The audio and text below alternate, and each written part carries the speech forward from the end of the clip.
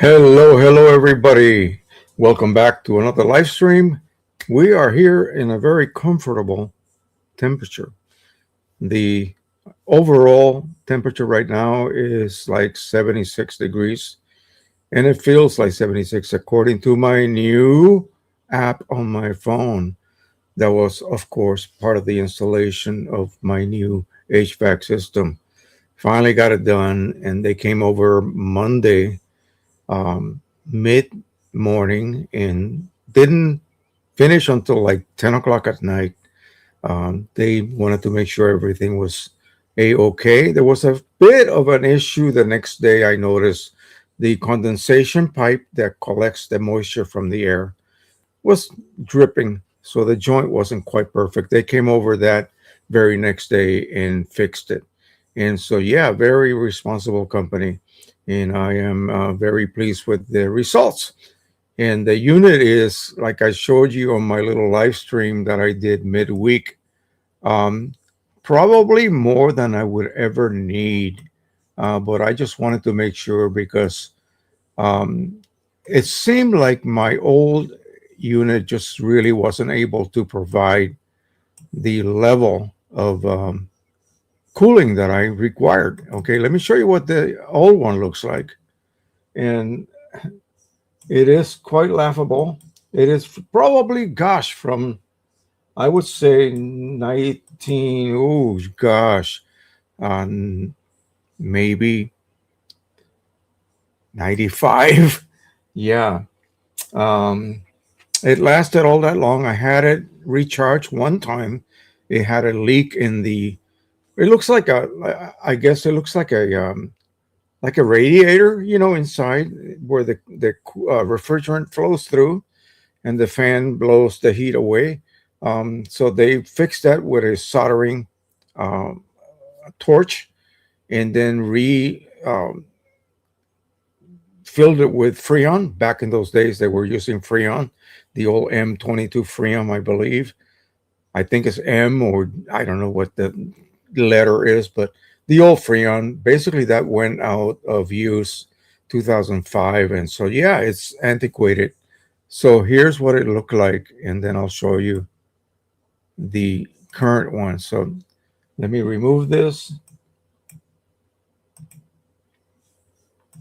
leave that open, and we'll throw the photo of it over there so you can get a good laugh what that looked like. So this is probably like not quite 3 feet high, and again like 2 something wide and deep. So that's what we had, and now we have this.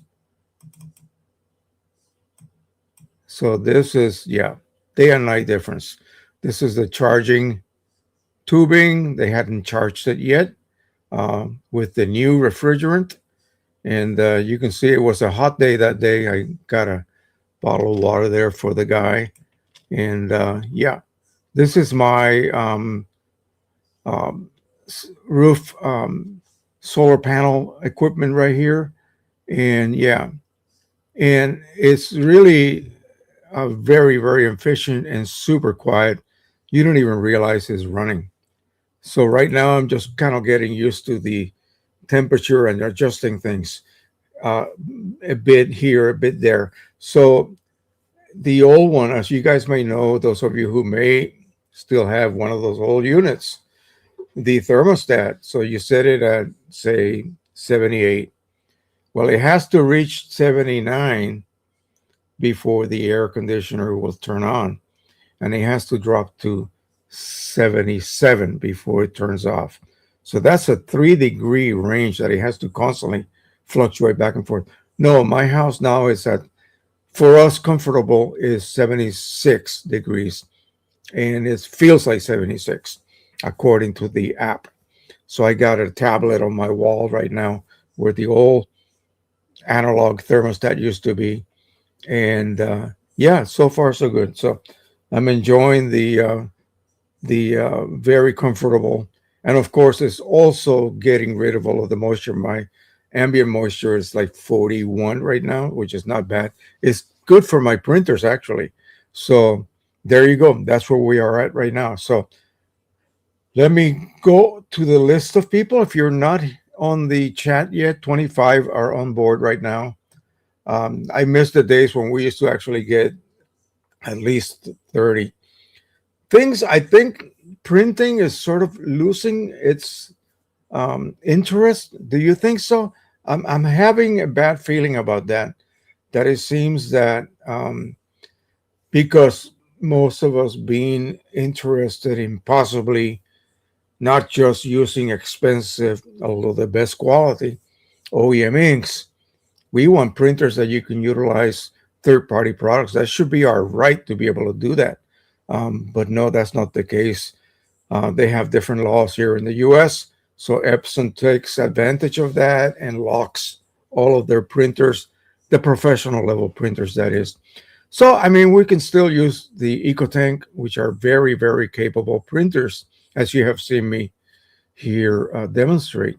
Nothing to really complain about, mechanically speaking, and they're not built like tanks, like a P900, for instance, would be compared to something similar, 8550. Yeah, it's not a tank. You have to still be, gentle with it. Don't beat up on it. Um, but yeah, that's what I've been noticing, and I've been going to some of the forums that I have been ignoring for years. And yeah, it seems to have dropped in interest. So that's kind of sad in a way. I do enjoy seeing a photograph on paper, but maybe that's just for a certain group of us, a certain age group, if you will. So let me go ahead and remove this. So yeah, right now, the other day, the first night, Tuesday, actually no, Monday night they finished, and we went to bed, and the guys had set it to like 63 degrees. We were freezing when we woke up. So jacked it up to like 72 or 3.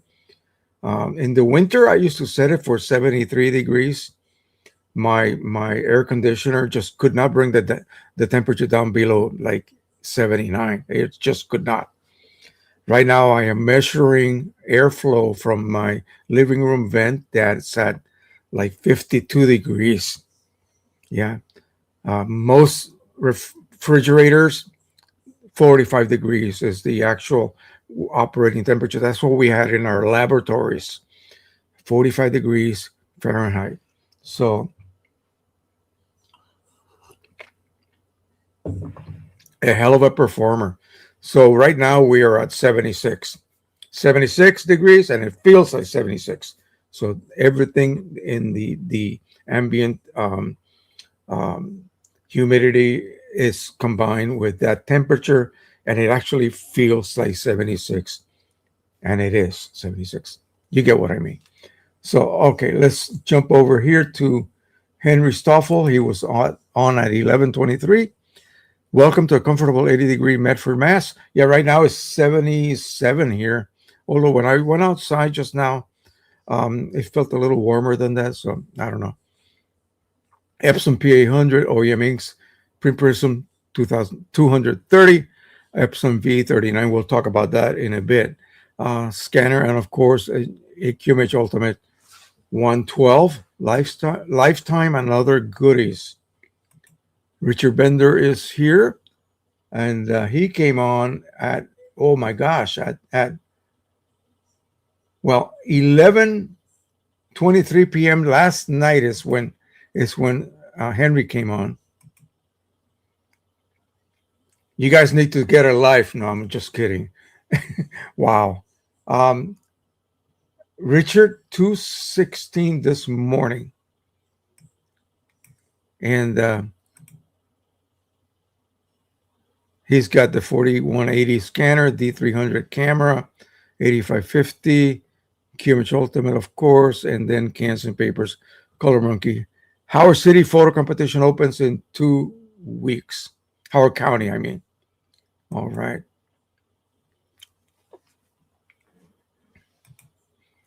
Nigel Waters here from the UK at 9:43 this morning. From Wales, UK, Canon Pro 300 with all the trimmings. And welcome back, as always. Feslope, Fred Alliance, Warren, Michigan, 8550, 230, PP230, Nikon D300. Our Red River Papers really like the metallics. Could you use more? Yes.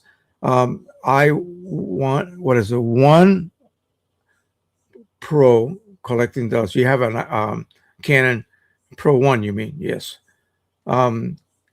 So we're going to be doing, actually, I looked at what I had already done, and I had never done a profile on the Pro 1000 for the Red River Polar Luster Metallic, which is now my favorite. So we're going to do that in a little bit. And I got my heat press on, so I'll just lay the print underneath it, get some of that heat to quickly dry it so that we can go ahead and scan it.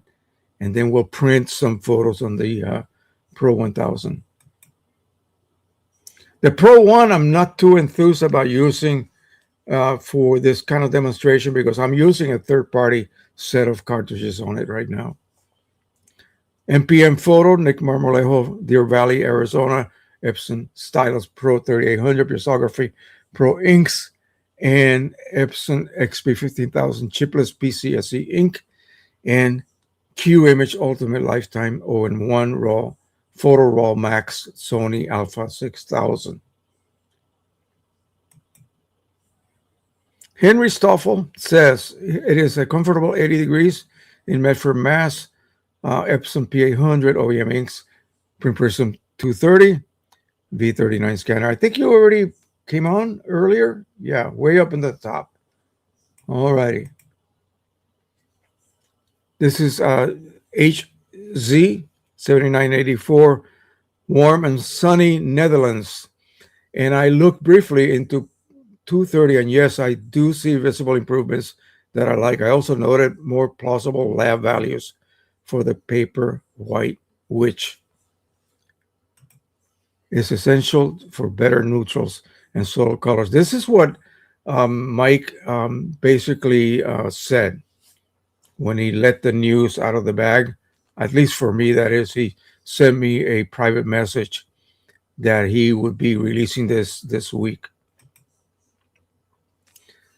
Photo Nikon 780, Edmonton, Alberta, Canada, Canon Pro 1100, Epson 8550, 15,000 OEM inks, Paper Plus, Red River, Ilford, Kansas, Staples, QMH Ultimate Print Prism, busy making updated ICCs with the 2026 230. Now, guys, you just have to, basically, you have already scanned whatever you printed. And as long as I think the chart is the version 4.1, I believe, something like that. I'll look again. Then you're good to go. You can go ahead and just redo the profile.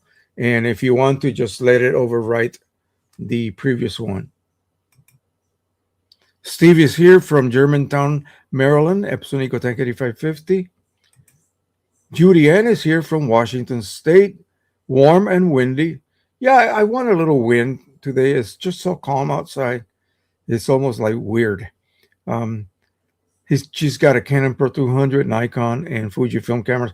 I already did a profile for the metallic paper in the Pro 200. I may go ahead and update it, and then we'll print a couple of images as well. Pete Grovell says, beautiful here in the great state of Connecticut. Canon Pro 1100 Moab Slick Rock Metallic Pearl, 260 grams per meter. 22 8 by 17, best metallic paper I've ever used. Wow factor. Well, that's going to have to be compared to the Red River Polar Luster Metallic.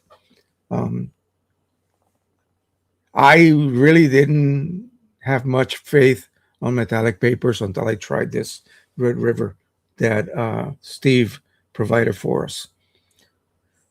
Okay, not 2217, kids.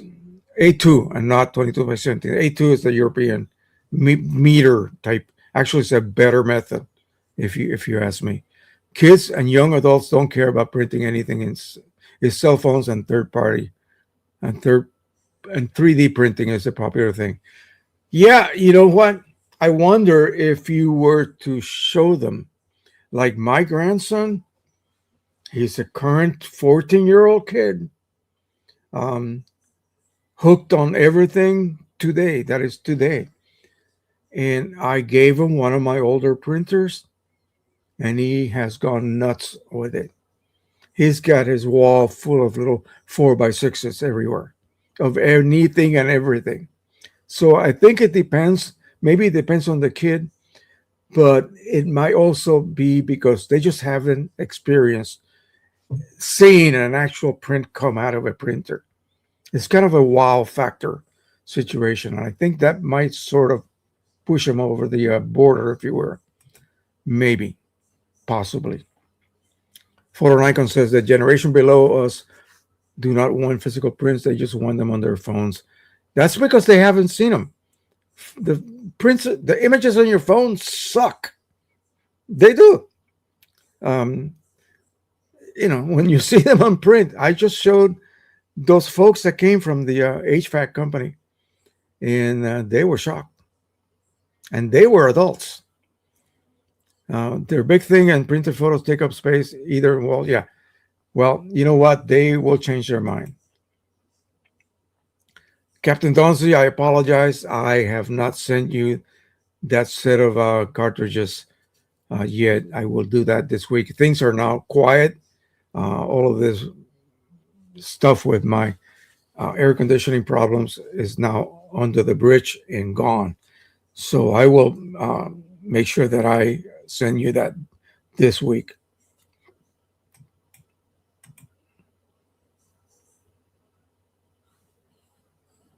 Oh, okay. Yeah, that's what I thought. Jeez.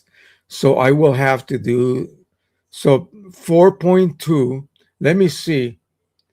As I looked at some of my already scanned printed charts and see what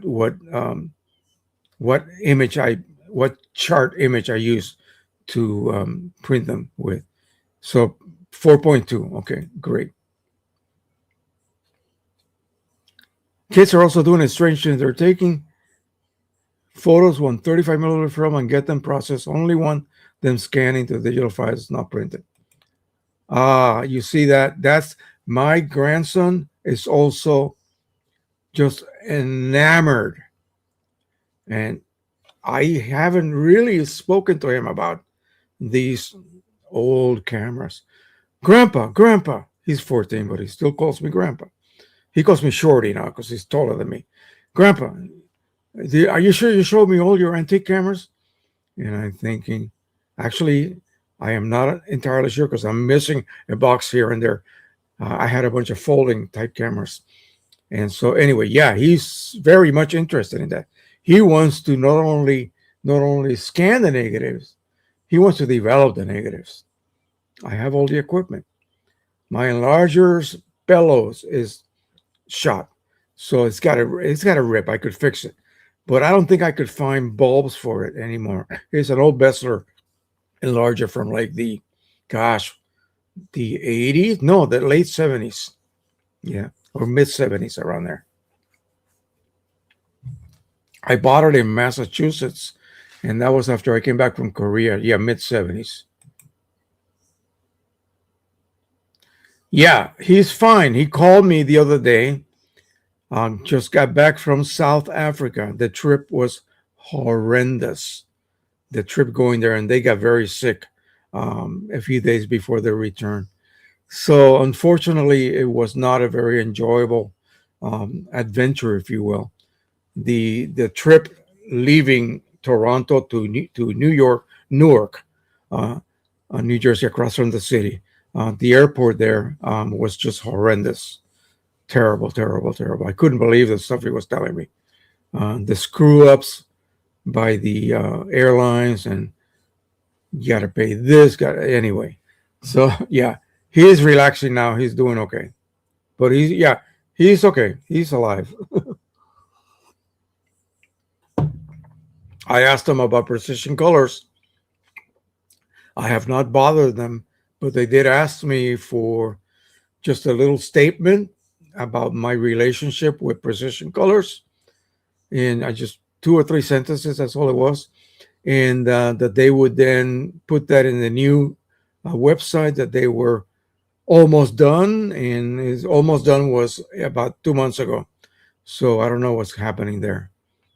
I still recommend you use their inks. They are the same exact formulations that Mike Lee painstakingly developed year after year after year. Unfortunately, of course, they are only available for certain current able to be refilled printers, especially the Epsons. So I think it ends at the P800, and then 8550. Yeah, you could save like maybe a third to almost half the money by using third party inks for the 8550, but $100 gets you a complete ink set that'll last you almost a year, depending how much you print. It's just not worth it. And it's got great longevity. It's got great quality, great accuracy, actually, with a good profile. So it's just not really, I wouldn't recommend using third party unless you're using it for just junk printing. If that is your goal, then sure. If you're just printing brochures one after the other and you really don't care about gamut or color accuracy, by all means use third party inks. They work. And yeah. But anyway, let's see. Photo Nikon says, Charlie Grock says, Photo Nikon 780, what? That's what I did last time. I did film. I need to get the data into my computer. So, yeah, but then what do you do? Um, even a screen, sure. I always say, and everyone else says as well, that the screen's rendition of your image sort of outperforms what any paper print can produce. But it's just that maybe it's just me. I'm a weirdo. Maybe it's just me feeling that piece of paper on my dirty old hands, and that image that I created, either created, shot, edited, whatever I did with it, is now on this beautiful sheet of paper. Yeah. And I can show that to people. And people who have not seen a real top quality print will gasp, will go, oh my goodness, how do you do that? Is that from your phone? No, silly. Not at all. Okay.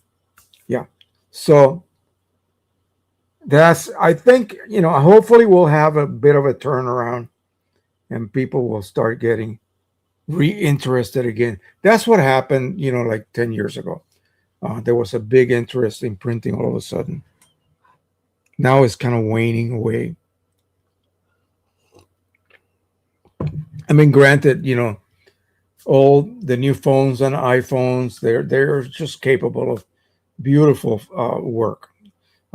Just about every YouTuber out there that you see outdoors shooting either use GoPros or knockoff GoPros or their phones, and the quality is fine. It's 4K now, so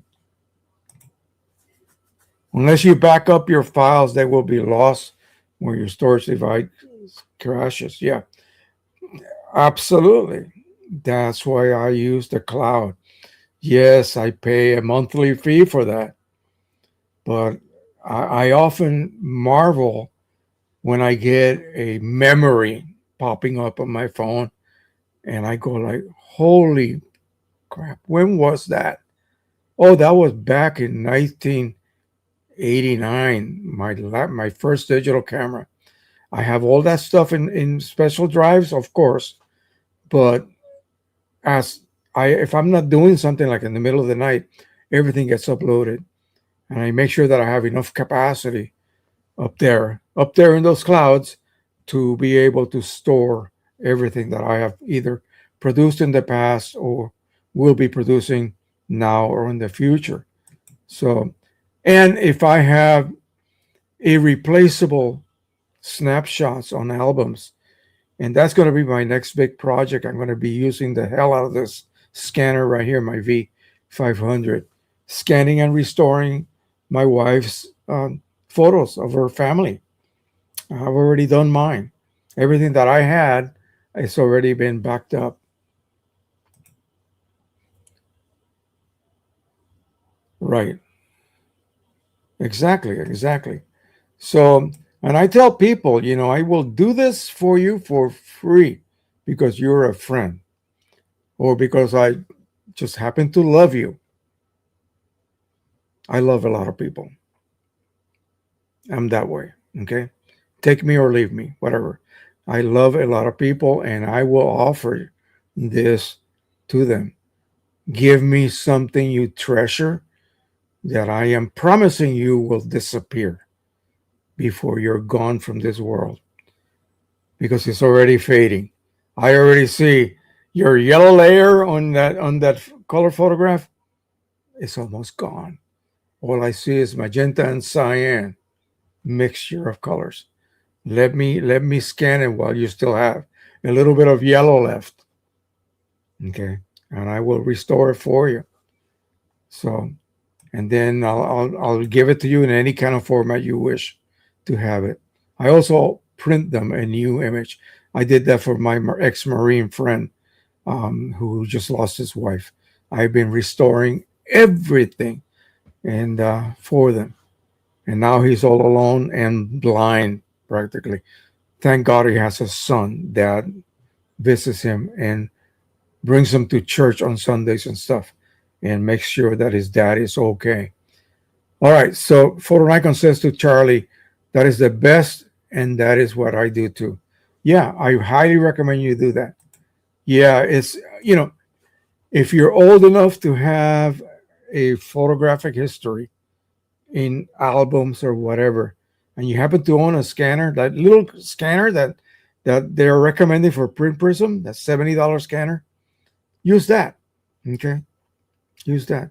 And if you must have a paper print, once you scan it in Photoshop, you can do all sorts of AI, fixes, if you will. Print them, print them, and then just look. And it's your grandma and your grandpa on that fishing trip at the lake in the middle of Wisconsin. Take that, kiss it, give it a hug, put it on a little frame, for God's sakes, and put it somewhere for you to look at. Okay? You're not going to be looking at your phone constantly. Put it someplace. Put those special images on paper and then frame them. Little tiny 5x7 frames from Michael's or Kmart. Kmart exists anymore? I don't know. But you know what I mean. Okay, Walmart. And then put them up somewhere for you. When people come over, they will go, wow. They're not going to say, hey, can I look at your phone to see what kind of images you have from the past? No. They're going to see some of your favorite images, and they're going to go, wow, is that really you next to grandpa and grandma? Wow, yes. That's what I recommend you do. And that's what I'm all about. Okay. As it happens, I'm duplicating some, yeah, at work as I speak. Excellent. You're a good man. You are a good man. All right. Just the other day, I got a question. It was a comment from a video. And again, I don't really know whether the comment derived from the content of the video, but basically, Pro 100, and he could not find 11 by 14 paper trails. He said he was using, I think it was photo paper Pro Luster or something like that, or for um, not luster, the less shiny one, semi gloss, and he could not find 11 by 14, nor could he find the custom size. And immediately I knew what he did wrong. So hang on a second, let me do this. People still want, need wall art. That's my gig now. Always displaying and entering local shows. Exactly. People just don't know. They have completely forgotten. Okay, let me go to my bunch of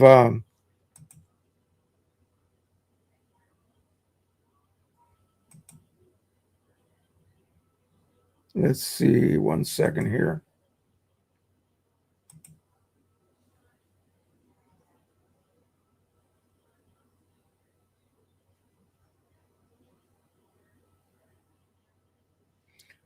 Let me open it through here instead.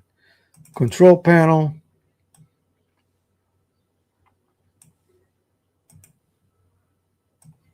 And I will look at devices and printers.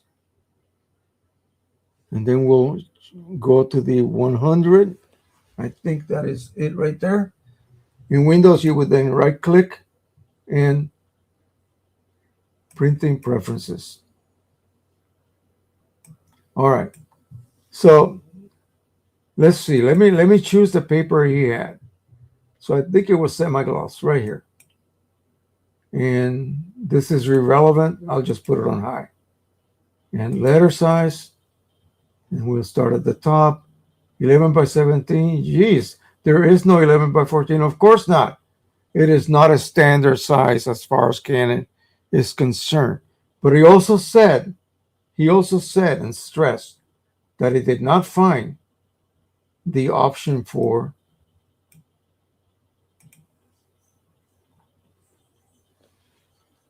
custom. You cannot see it here. Hang on a second. Let me see if I can raise this. This is blocking off some of the, it would be down here. Okay, this is custom. You go there, and then you can just go ahead and do 11 by 14. And there it is. And boom. And now I would have 11 by 14. What he was doing, however, and this is what you got to be careful with any Canon printer. Make sure when you go, especially you Windows users, I don't know about Mac. Mac is a slightly different printer driver layout. They should make these damn things universal, regardless of what the OS is. But no, they all want to be different. Windows wants to be different, and Apple wants to be different. So let's go back here. Here's what happened. He had this chosen, borderless. What happens? 11 by 14 is definitely not even a standard size, but definitely will not show up as borderless. And look at, you don't even have the custom size anymore. Okay. You only have these sizes available. This is all you can use for borderless printing.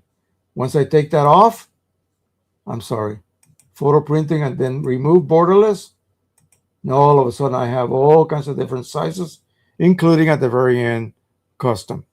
Okay. So that was it. I sort of told him that, and I wish he had replied back, but he did not. That's fine. I think maybe he was a bit embarrassed because he said he used another paper type and he could find custom size. Okay. And I'm thinking what happens is that if you were printing on, say, glossy or Pro Luster, you may not have had that borderless little box check. So it remembers what you had that particular paper choice set for. So if you had a check for borderless, it would remain borderless until you uncheck it. So obviously, the other paper, the semi-gloss, he had printed something using borderless and used a standard size that you can actually print borderless with. You see what I mean? So that's what happened. And I think he may have been a bit embarrassed and just decided not to reply back. Um, don't be embarrassed. Gosh, I just did a video, not did, but uploaded a video. I think it was Friday evening that covered, I said 10, no, 15 beginner mistakes that 15 mistakes that most beginners make, dot, dot, dot, dot, including me. And it ended up being 16 mistakes. That covered all sorts of different little errors that we as beginners back then, when I started off at the turn of the century, well, I didn't know what I was doing, and I was too much of a smarty pants to listen to other people that had already been in the game of printing. Printing was primitive back then, inkjet printing, but some people actually were able to print semi good. Well, they were very dotty prints, but they were still recognizable. An apple was red and its little leaves were green. You know, um, I wasn't getting that. I was getting a magenta apple with sort of weird color leaves, but I wouldn't listen to anybody because I thought, no one out there knows what they're talking about. I'm going to solve this by myself. No, dummy. Going to the forums. Back then, there were actual some early forums and see what other people are experiencing. And that's what I recommend people do. Speaking of, they just recently, DP Review just recently completely changed their forum. I was in shock when I was looking through it the other day. Let's just take a glance at what people are asking. Printing with monochrome inks. Okay, so I'm going to read this from here. So obviously, this is quad tone rip. It's a raster raster. What is it called? Image processing rip. So, do you make monochrome prints with quad tone rip under Windows? Did you need many iterations to arrive at a good quad print from your custom paper ink combination? Then you might be interested in quad tone 3.1. This program can make linearly printing quad files out of the box after calibration. I didn't know there was such a thing as a quad file. Back in the early days of this type of product, and it was Inkjet Mall that had the all black carbon type ink sets, mostly for Epson printers of the time that could be refilled with third-party cartridges. So what you did was you loaded those inks, and then you had to somehow create what they call a curve.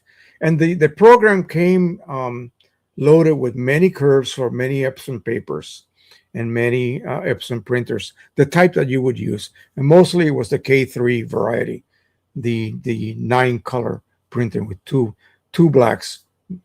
In this case, there was no such thing as I think there was a glossy black. Yeah, they had a glossy black and a matte black as well. But all the other blacks were really grays, different value grays. And so you would just load your image that you convert to black and white, keeping all 3 channels RGB. And then you would load that particular, because you weren't using a driver, you would load the printer that you have those inks in, and that curve for that particular paper. So the curve, let's call it a profile. So then that combination would produce a pretty nice full from black to white, not changing tonality because the inks themselves did not have any tonality. They were all neutral. You also had a warm tone ink set and then a cold tone. So it would be toward the bluish and toward the warm side. And then, of course, most people use the neutral. You needed to have two printers or three printers to be able to do all three different tones. And of course, three different ink sets. Yeah, it got costly. This company used to have like whole weekend seminars where you would go in there and learn how to do this. You would pay a fee, of course. You would learn how to do this, and you would leave there probably having bought an ink set for it. Now, Quad Tone Rip was not free, but they didn't really force you to pay. So they would just remind you to please pay because it helped the continuing developing of this rip. But yeah, it was really at that point. I don't know about today whether people. I think one of the persons here is using all black ink sets. And what are you using to print with? Can you share that with us? Are you using quad tone or something else? So let me see what they ask. What people have added to this. So okay, so then then you might be interested in quad tone 3.1. The program can make linearly printing quad files out of the box after calibration. Okay, so you still have to calibrate. Other features are briefly mentioned under, and then there's a link here to go to their website, I assume, and a free download right here. I am not really interested in that at this point. I am getting such, oh, I'm so sorry. There you go, dum-dum. Show people what I'm reading. So yeah, at this point, I'm not into that. I am getting such good results just printing traditionally using a regular converted to black and white, or just using black and white mode, or simply, like I said, converting to black and white and printing with a print prism profile. I'm getting such beautiful results. Unless you show me side by side that quad tone rip with the piezography inks is better, I'll just stick with what I have. I don't have that many printers any longer that I can spare.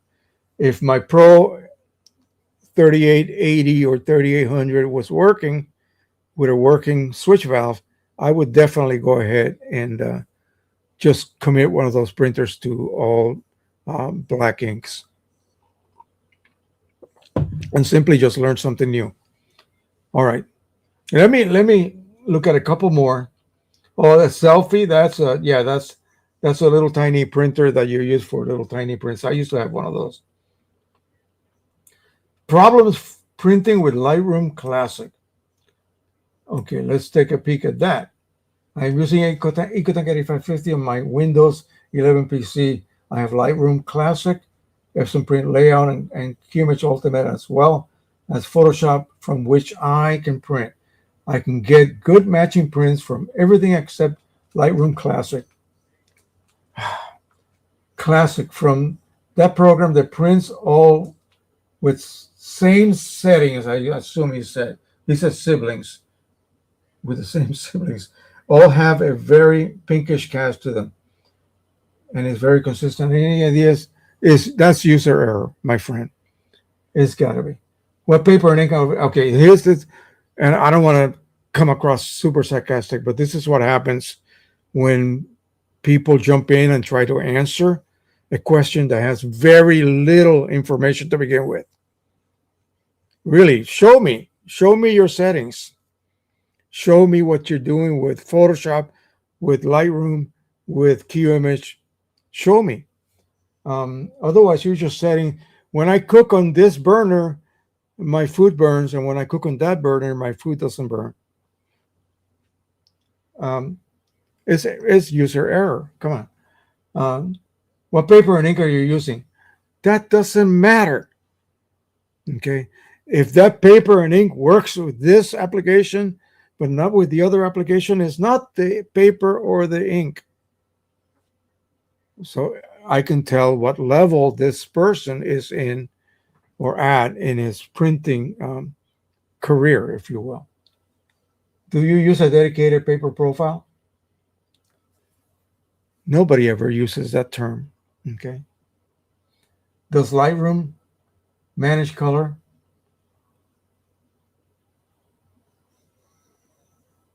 Lightroom manages color. Have you disabled color management in the printer driver? I am printing from Lightroom Classic with the same printer using OEM paper and inks. I do not have that problem. Okay, so we're going to stop because we got to move on. So, all right, let me close this. So, yes, that's what it is. The other, the what was it? Was it Canon or Epson printing program that plugin? The plugin is pretty much automatic, so it will disable color management in the driver when you are printing through that plugin, say inside Photoshop, on ProLuster, on an Epson printer, and it'll load that profile for you, the matching profile, because it got installed when you install the driver. And then it will then cut off color management in the driver, so no double profiling, and you get a correct result, one that sort of matches your monitor, because I don't think your monitor is even calibrated to begin with. Okay, you didn't mention that. So it is just an assumption, and I cannot assume. Okay, I have to be told, I have to be shown. So that's what makes a somebody who could analyze a situation and come up with, get rid of this, get rid of that. That's not important. That's irrelevant. This is what's important. Did you do this? Oh, I did not. I did not turn off color management in Lightroom Classic. Doesn't do it for you automatically. You have to do it manually. You have to go to the left, click on that, and then it opens up the driver preferences, and then you disable color management. So I have a feeling that's what happened when he was printing with the plugin. It did that for him automatically, but he was not aware of that in Lightroom. Okay. And if he's using QImage Ultimate does that for you automatically as well. So you see, the one application that you were having to use the manual disabling of color management, you didn't do it because you probably didn't know you had to, because the other two applications did it for you automatically. So you were not aware of that.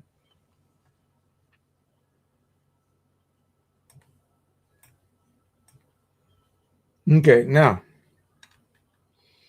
I'm getting rid of some of the things that I'm going to do this later. I'm editing this a little bit here. Okay. Okay, print prism. So what is new?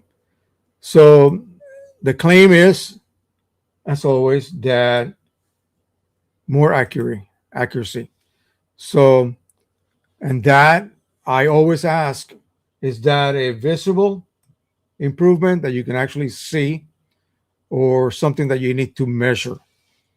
And it's just so imperceptible that it's hard to determine whether this is better than this, because the image never really pushed the two, previous profile, new profile. It just doesn't have to. They both can handle that particular image's color gamut.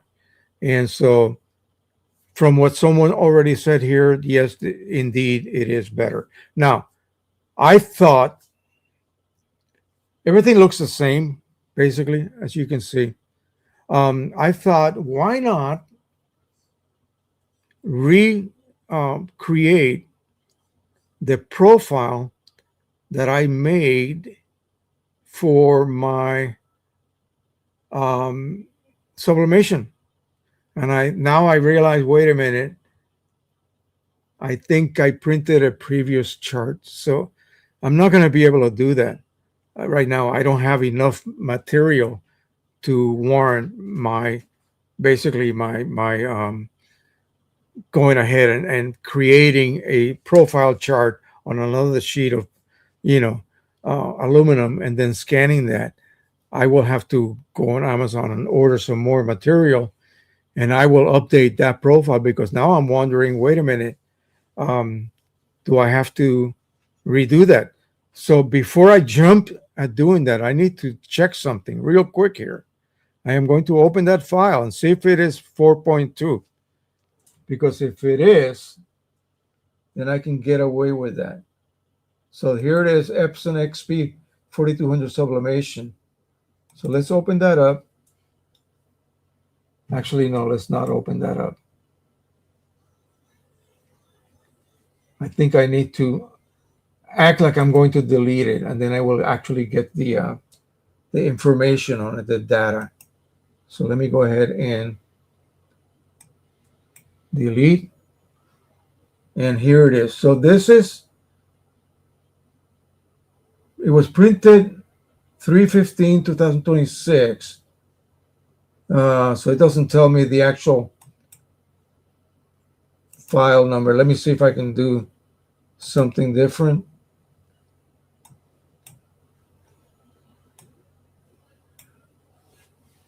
No, it doesn't give me the information of the actual file that it was made from. I have 4.2 installed. Is there some other way I can do that? Maybe we can just look at this. Hopefully it will show. Let's see, target. Yeah, 4.1. So I cannot do that one. I would need to redo it. I would need to reprint it on using the 4.2 chart, unfortunately. Oh well. And I just saw a big smudge there anyway. So I think what I will do is order some more 9, I think it's 8x12 material, and go ahead and create a new file and then print it. But we don't have to stop. We can go ahead and do something with the Pro 1000 instead. So let me go back. I'm going to reopen Print Prism.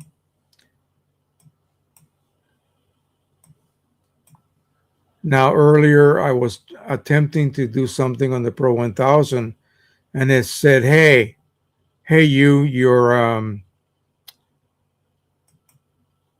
your maintenance cartridge is saturated, it's full. And I went, what? Yeah. So I took it out and I reset it. I have a resetter. And I popped it back in. So I will get away with using it a little bit longer. I bought a new one. So I have it in a box behind me.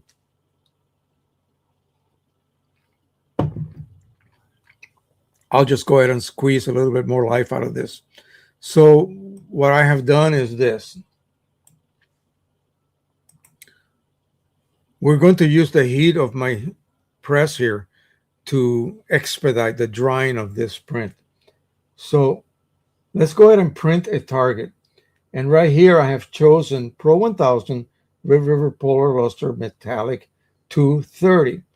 Why? Because I don't have it already. I don't have a Pro 1000 right here. I can open the file here. These are all the scanned ones, and I don't have one here. I don't have a Pro 1000. I have a Premium Glossy, and I have another one, Canon Photo Paper Glossy 2, but I do not have the one on the metallic paper. I only have it, I think I have one for the Pro 200. And again, I have to look at them and make sure that they were done on the 4.2 chart. Otherwise, I have to reprint and scan all of these. I would have to delete all of these because, if they were not on the 4.2 chart, they're basically useless if I want to reach the level that this particular version, the new 230, can produce. So I have to just look at all of these one by one. Here is the Platinum Gloss Pro 200 Staples Photo Papers So let's look at that just out of curiosity. Let's look at this and let the corners load. And this is, yeah, 4.1. So did the 4.2 just get loaded with the new version? Um, I'm wondering because I think I just did this one not long ago. So do you guys know if 4.2 is just a brand new version that got loaded, say, with the 220 and now 230? Because that means I got to reprint a bunch of stuff. Oh my God. Mike, stop doing this to me, please. Oh my God. I don't have just, two or three to do. I have dozens. And I have to redo them all. Oh gosh. Anyway, let's go ahead and print that chart. Print target. And let's look at this here. So this is, I cannot see that number. I'm going to have to open up the location of that and see if that is indeed it. But Pro 1000 properties, we'll take a peek. Again, make sure you're on photo printing, not borderless. Photo paper luster, that's what would be the recommendation for Red River luster metallic. Highest quality, 8.5 by 11, and okay. And color management is handled automatically, so don't have to worry about that. So done. Oh, I need to print it, dummy. You dum-dum. Let's go back to print target, and there it is right there. I try to move too quickly here and messed it up. So now it's going to be printed. I'm going to go ahead and put it on my press. The lid is open, so it's just sending heat toward the base, and that should take care of that. So now we can close that.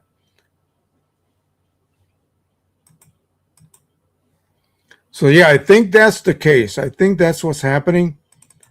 Now what it's telling me, an error has assumed the printer needs repair. Turn the printer off. And what? Oh gosh. Don't even start. Let me see.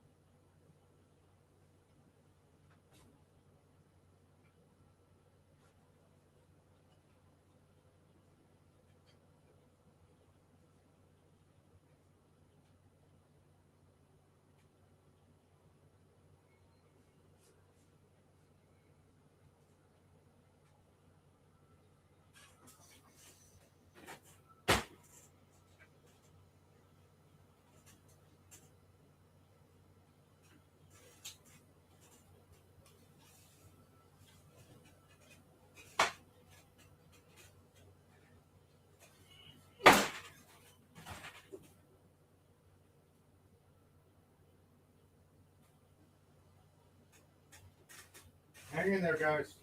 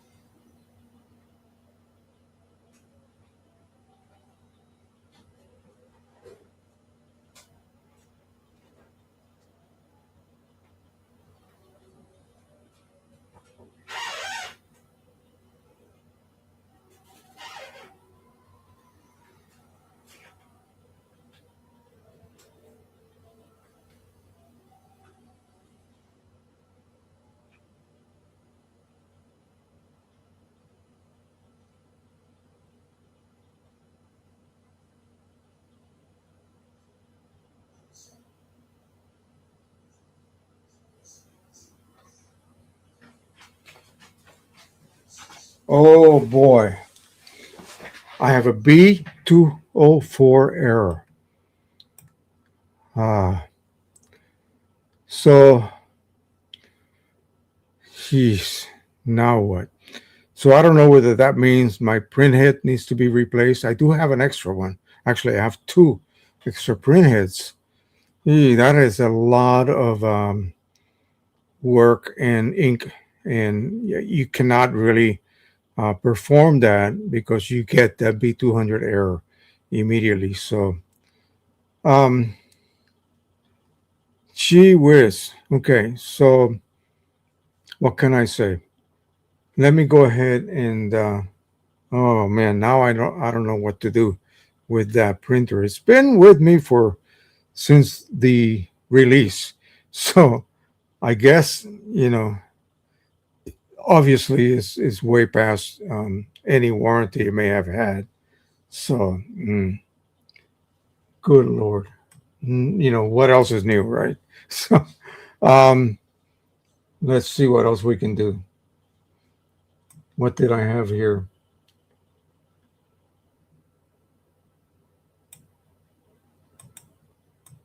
Really nothing else.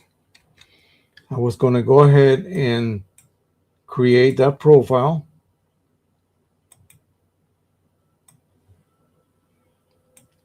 Wow.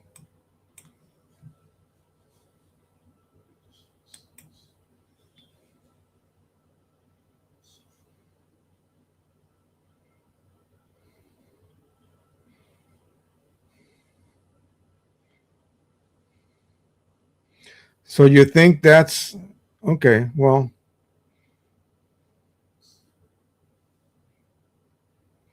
the sublimation chart that I made was actually 4.1. Yeah, it's a printhead error. Uh, yeah, so I'm going to unplug it and let it sit, and I should be able to hopefully be able to exchange the. Yeah, but yeah, of course, you had a new 1100. I don't have that luxury. So, um, well, let me go ahead. This is kind of sad. I'm going to have to let you guys go and go ahead and start dealing with this issue. So I will let you guys know if everything, if I can do something to get it to come alive again and allow me to then, because there's an option in the printer screen to change the print head. The problem is if it goes directly to the error, you don't have that option. And that's the trick. That's how they get you. So you have to go into some sort of service mode that allows you to bypass that, the technician that is. And then go into the replacement mode is going to empty the system into and waste my new wasting cartridge. Oh Lord. Yeah. Yikes. All right. So sorry about that. I'm going to have to get off right now, and we will be back next week, hopefully. All right. Bye bye, everybody.